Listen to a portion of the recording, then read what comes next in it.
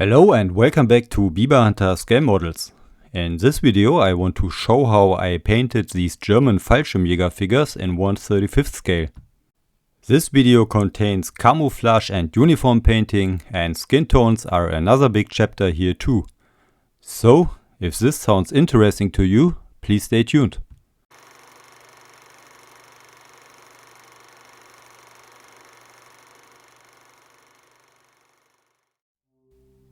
These are the figures I will paint in this video, German Fallschirmjäger from Alpine, Corpus and H3 Models. The Alpine was as usual beautiful and clean produced, no problems or much cleanup to do here. I bought this Corpus figure some years ago to test this brand, and although it was quite inexpensive with around 12 euros, the figure itself looked pretty good with nice and interesting details. It's casted, and I here had more cleanup to do with casting residues and seams, as you can see between the legs. And the additional parts like the MP40 didn't look better. The figure itself was also bigger and looked more massive compared to the other ones. But in general I liked it, especially considering the price. The H3 figures were 3D printed and really amazed me. These two were also my first from this brand, and the details were amazing. Obviously no cleanup of casting residues, they even had belts on the weapons and an excellent fit. But they were no real time savers, as the time I saved from removing casting residues and filling gaps with putty was needed to gently remove the parts from the supports and remove the contact points with the cutter or my hobby knife. The rifle belts were the biggest challenge here and definitely had some heart attack potential. Not only because of removing them from the supports, but also cleaning them up afterwards. But like I said, the figures were beautiful and worth the effort, and the fit was fantastic. I added the missing rifle belts on the Corpus and Alpine figures with black magic metal by German Miniatures. This stuff is a very thin black foil and very flexible and durable, and perfectly suited for jobs like these and many more. After cleaning every part from residues and closing gaps with putty where necessary, a process I showed more detailed in my older figure painting videos, I glued everything onto toothpicks or pins what couldn't be glued to the figures because it would be in my way when painting. The figures itself got pins into the feet to place them onto corks, and then I could clean them in soapy water to get rid of dust and dirt from sanding and grease from my fingers. And with my airbrush I sped up the drying process.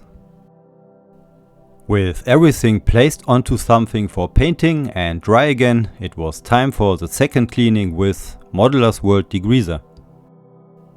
I used it straight from the bottle, and this stuff is great to get rid of the last dirt and grease, and also somehow seems to roughen the surface a bit. And this is very welcome because it helps the paint to adhere better on this smooth resin surface. So I gave every part a generous layer. And if you want to be extra sure, you can apply it by brush for some additional mechanical cleaning. But obviously you have to be very careful with the brush on the small and delicate parts like the rifle belts. Now the parts were good for priming, and I here chose for my favorite combination of the lacquer-based Mr. Surfacer and Modeler's World thinner. I applied it with my Gallery Barbatos Rex with a 0.5 nozzle, which has the benefits of good comfort and control over the amount of applied paint because of the trigger style shape, and I don't spend too much time with priming because the 0.5 nozzle allows a good working speed at jobs like this where I don't need to be super precise. I wanted to do a pre-shading on all parts, so the next step was to apply the base coat with black Tamiya paint. I made sure to hit every spot and apply it into all areas, so the darker and shadowed areas would be black. I here again used the Barbatos Rex with a 0.5 nozzle because this again wasn't very precise work, although of course I had to apply the paint in thin layers to not flood the parts details. In the next step I had to be more precise, so I switched to my Mobius with a 0.2 nozzle. As a counterpart to the black base coat, I used a light grey tone and sprayed it in a flat angle from above. Like this, I only hit the raised areas that would be hit by light, highlighting them and also giving the figures and parts more contours and depth, as the details got emphasized by this step too. I sprayed the paint very thin and with low pressure in several applications until I was satisfied. And that's the result of the pre-shading, which gave me a better idea of the figure's contours and shapes. Let's grab some brushes now. I started with glazes over the uniform parts to give the figures clothes their basic color. I applied the paints diluted in several applications, using a dry soft brush to remove the excess pooling in folds and crevices. The paint looks very strong here because it's still wet, but in fact I did apply them in thicker glazes here than I did it in the past. As I will refine shadows and highlights anyway later, I thought why doing 7 to 9 thin glazes when I can achieve the same result with 3 slightly thicker ones. I didn't want to end up with 4 equal looking figures, and thankfully the Italian theater where these figures will be settled offered a wide variation of uniforms on the German side. So I painted dark yellow pants from the Afrika Corps tropical uniforms on one guy and some bluish Luftwaffen style pants on the Corpus figure, which had blue pants on the box art anyway, and I liked the contrast here too. The coat was glazed with the darker sea blue by AK. I don't know how historical accurate this is, but I saw it on the box art and liked the look. Because the sea blue tends to dry out glossy, I used ultramatte flat varnish as the glazing medium here instead of tap water. This lets the paint dry out flat.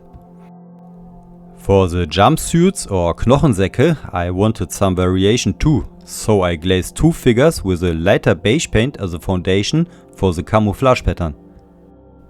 And on the other 2 guys I used a greyish green or greenish grey, however you want to call it, as a foundation. Again, like on the pants, applied in 3 slightly diluted layers, removing excess with a dry brush. And that's the result of the glazing stage. Now I could move on to painting camouflage patterns and refining shadows and highlights. Because I love to paint camouflages and was looking forward to this from the beginning, I decided to start with this straight away. The Alpine figure was the only one where I wanted to paint the swamp camouflage or Sumpftarnung. So I began with this one and started with painting the red-brown spots. These were in a small amount, so it was perfect to get back into brush painting and reactivate my hands for fine brushwork. Next I painted the green spots, which were the dominant ones in this pattern, and painted them around the brown ones. I always use reference pictures for painting camouflages because they help me to think into the pattern, how to start painting and where to place what colors. I also make sure to not paint over seams, so the clothes look like they are actually sewn together from different pieces of fabric and not just one big piece. I also paint the pattern over smaller belts or equipment pieces to not break the pattern, as I will repaint these details anyway later. And I always dilute the paint slightly with retarder so it flows better off the brush and stays workable longer in case I have to make corrections. To start the splinter camouflage on the other guys, I started with painting the brown spots again, this time because they were the dominant ones here, and I find it easier to add the few green spots after the brown ones. I tried to create sharp edges and hard angles, the typical look of the Splittertarnung. After the brown spots I added the green spots in places where I thought they might fit or my reference told me where to place them.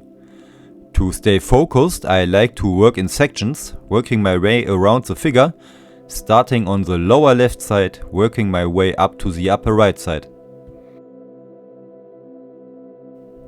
To give the camouflaged uniforms more depth, I repainted raised areas with lightened up versions of the paints I painted the camouflage with.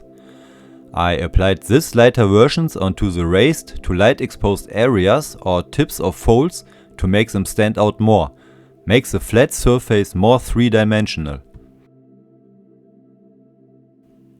Of course, this was also done with the brown spots and the green spots too.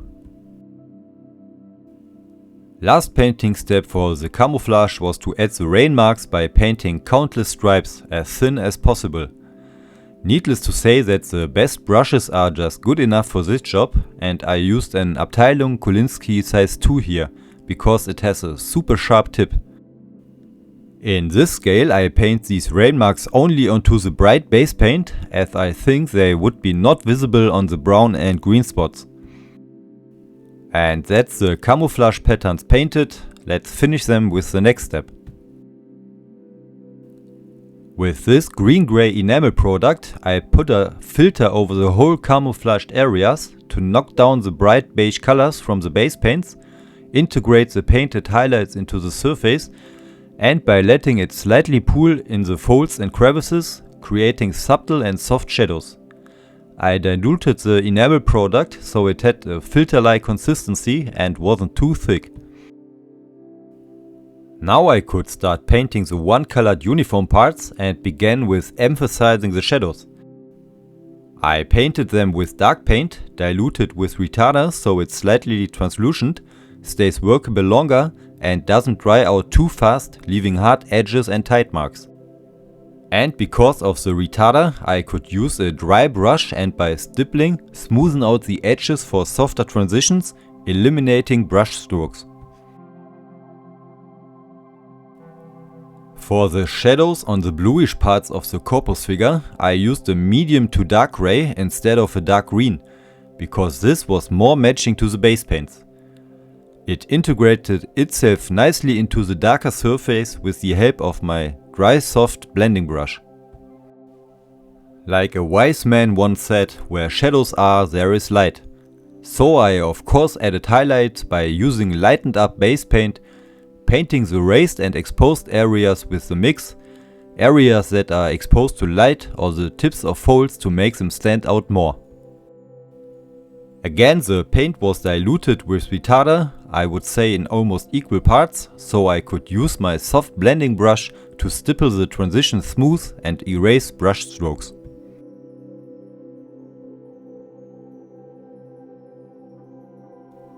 To unify shadows and highlights and integrate them into the base paint, I had to use the power of glazes.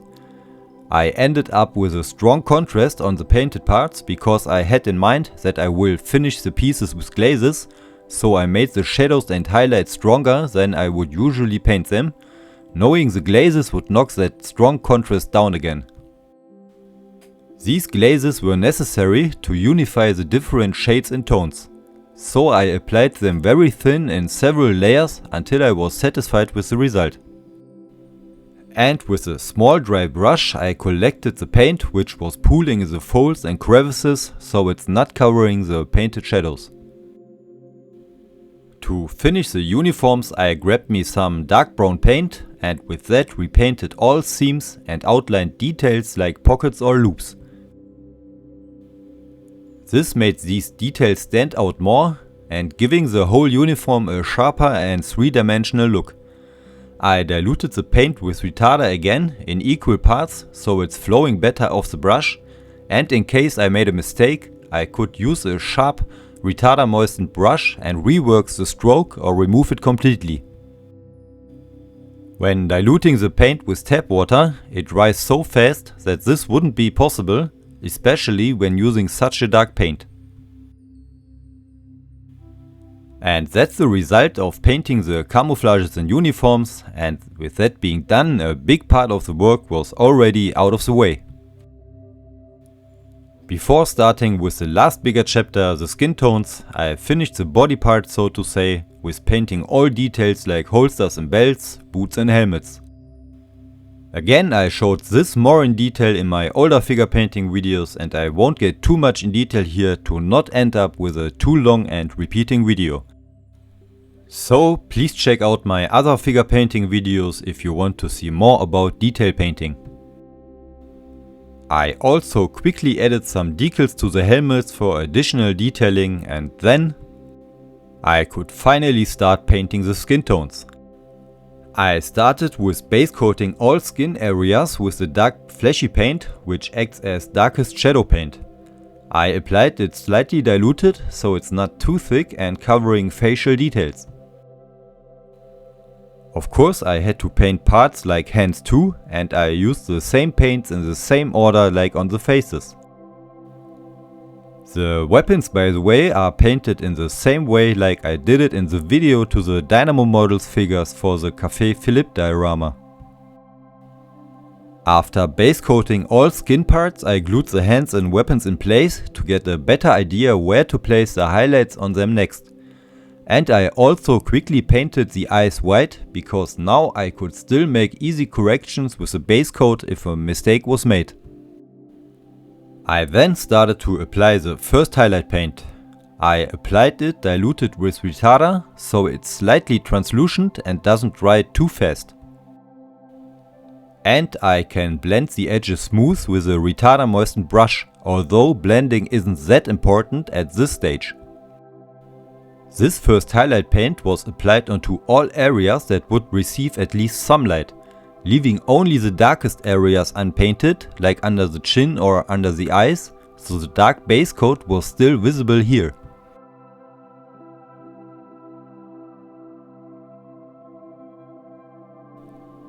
Next came highlight paint 2, and I applied this paint, even more diluted with retarder, into the even lighter areas. Because it was more diluted, it was more translucent and easier to blend. And blending became more important in this step, as it unified this layer with the previously painted ones. For additional blending, I used this paint in almost glaze-like consistency and applied it with a stippling motion over the darker areas, then blending it with a dry brush in a stippling motion, integrating the darkest areas into the overall look and eliminating brush strokes from the application.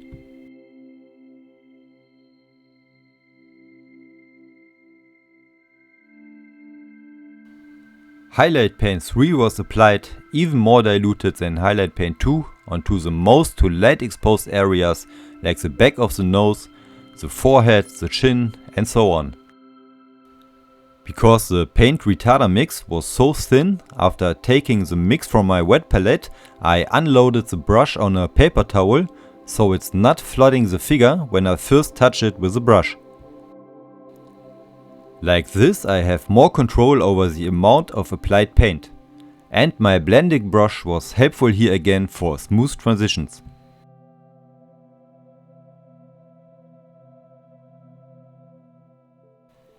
Because the highlights always turn out very white, I made a thin glaze or filter with very thin magenta paint. This gave the whitish skin back some rosiness and turned back the skin more into a fleshy, lifelike direction. I used the white soft and dry brush to stipple over the applied glaze, so it's not pooling in deeper spots and got blended into the surface. To add more life and rosiness, I used very thin red paint and applied this in several layers into the shadowed areas like under the nose, eyes and chin, until I was satisfied with the opacity. I also applied this paint into the areas with higher blood flow to add the impression of a real living individual. It is up to you to tell if I was successful here, as I can hardly judge my own work, as I'm not satisfied with my results most of the time.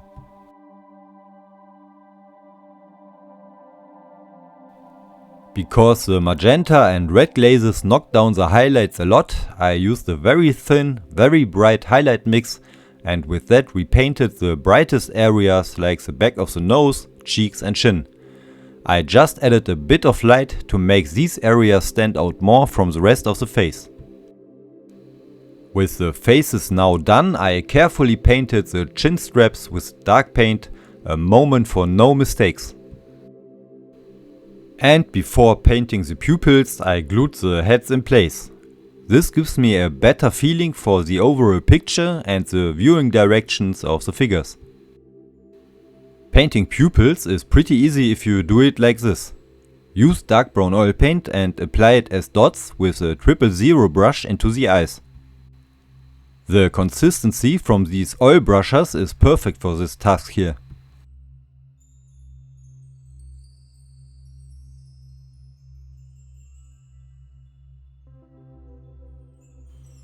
And after letting it sit for a few minutes, I go back at it with a 00 brush, slightly moistened with thinner. I can now rework size and shape of the pupils or remove them completely and start again when they came out completely useless. Like this, I have unlimited tries and can repeat the process until I am satisfied with their stare. As a last step for this video, I used Modeler's World Dust Oil Wash to add some first subtle weathering. I will do the final weathering when I have completed the vignette to the figures, because right now I don't know what colors I will use there. This dust wash quickly added a few additional details to the boots and metal surfaces like the helmets or mess kits and canteen cups, also emphasizing surface details. After letting the wash dry for a few minutes, I used a soft dry brush to blend it with a stippling motion, and with that, these figures are done. I hope you enjoyed the last couple of minutes of watching my video and liked my result. To be honest, my feelings are kind of mixed about these guys. The quality of the figures was varying from low to high in a few centimeters. Beautiful faces here, hardly to be seen belts next to them.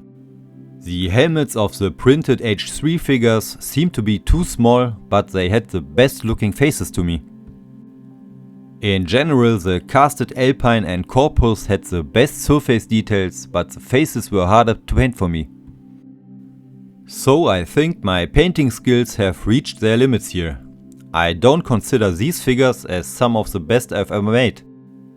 But it's also not like that I think they are a complete mess.